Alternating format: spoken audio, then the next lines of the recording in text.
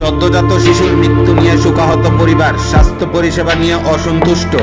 চরিলাম ব্লকের বিশ্রামগঞ্জ বাসতলী ভিলেজের পূর্ব জুটতলির বুদ্ধ দেববর্মার স্ত্রী বাসনা দেববর্মাকে গত বুধবার ভোর রাত ৩টা ৩০ বিশ্রামগঞ্জ প্রাথমিক স্বাস্থ্যকেন্দ্রে নিয়ে যাওয়া হয়েছিল। পরবর্তী সময়ে মহিলা ছেলে সন্তান প্রসব করেন, কিন্তু বাসনা দেববর্মা এবং তার স্বামী বুদ্ধ দেববর্মা জানতেন না তার শিশু কেমন আছে।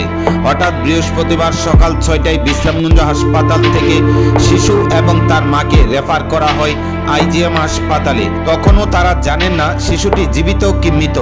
আইজিএম হাসপাতালে নিয়ে গেলে কর্তব্যরত চিকিৎসক শিশুকে মৃত বলে ঘোষণা করেন।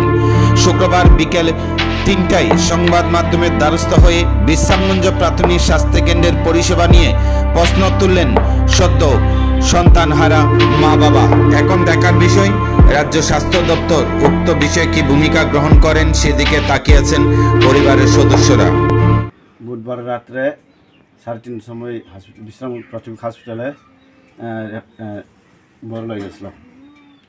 ওইখানে আমি প্রথমেই আমার রিপোর্টটা দিয়ে দিছি নার্সের কাছে। এরপরে প্রায় ৫টা ১৫ বাচ্চার ডেলিভারি হয়েছে। বাচ্চার ডেলিভারি হওয়ার পর কইতেছে শ্বাসকষ্ট এমন কিছু কইতেছে। আমি তো গিয়েও দেখছি না ভিতরে। এরপরে ডক্টর আমার কয় ডেলিভারি পরে আমার কাছে কয় রিপোর্ট চাই। এটা তো রিপোর্ট দেখার পরে আমার কাছে যে এটা তো সিজারি কেস। আমার এরপরে কিছু ৫টা ১৩ ডেলিভারি হয়েছে। আমার ৬টার সময় রেফার দিচ্ছি আইজিএমে। তারপরে আমরা আইজিএমে যাওয়ার পর দেখলাম যে এখানে বাচ্চা জীবিত না এটা আমরা জানি না।